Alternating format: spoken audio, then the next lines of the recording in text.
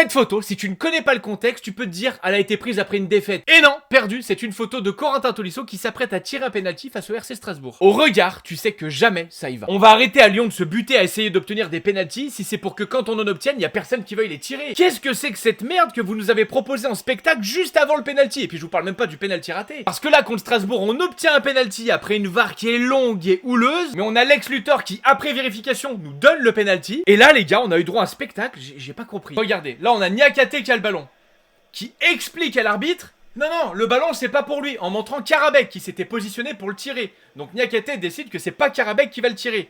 Là il marmonne quelque chose, on saura pas ce qui se dit.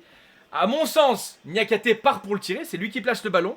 Et il y a Tolisso qui arrive pour dire non vas-y frérot, finalement il est pour moi. On peut aussi imaginer que Maitland-Niles, qui initialement est prévu pour cet exercice, qu'on appelait quand même monsieur 100%, et qui finalement s'est avéré être la fraude de TikTok, là monsieur moins 30%, et bah du coup monsieur n'a plus confiance et ne veut plus tirer de penalty. Mais frérot, si après un penalty tu n'as plus le mental pour les tirer, prends des tisanes. Verveine camomille, nuit douce et apaisante pour un mental relaxé. Là les gars, on met probablement le doigt sur notre plus grande faiblesse. Parce que si à l'OL quand on obtient un penalty ça se bouscule pour ne pas tirer le penalty, waouh, c'est fragile hein. Mais après j'apprécie que le capitaine prenne le lead de tirer ce penalty, c'est son rôle après tout. De prendre le lead hein, je dis bien. Mais on voit très bien dans ce regard que mentalement ça va pas y aller. Pour moi, on est vraiment sur un regard qui dit merde, c'est moi qui vais devoir m'y coller. Bordel les gars, toutes les équipes du monde ont la barre quand il s'agit de tirer un penalty. Et on voit depuis le début de la saison sur le global de la Ligue 1 que c'est un exercice qui a vachement évolué. Effectivement, les goals arrêtent de plus en plus de penalty parce que c'est de plus en plus travaillé à l'entraînement. La preuve en est avec ce Tenders qui s'est enfui de sa bucket, qui est allé voir son coach pour identifier tactiquement quels pourraient être les tireurs, pour savoir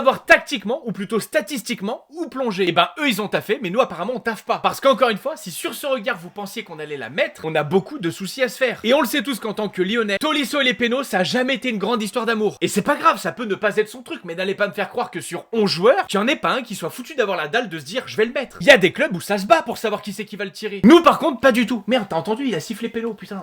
T'y vas toi? Putain, les pénaux les gars, si vous êtes mauvais, vous bloquez une après-midi. En 2 heures pour être très large, tu passes du mec qui sait pas tirer un pénaux à un mec qui sait tirer des pénaux. Et vous faites ça toute la journée depuis des années.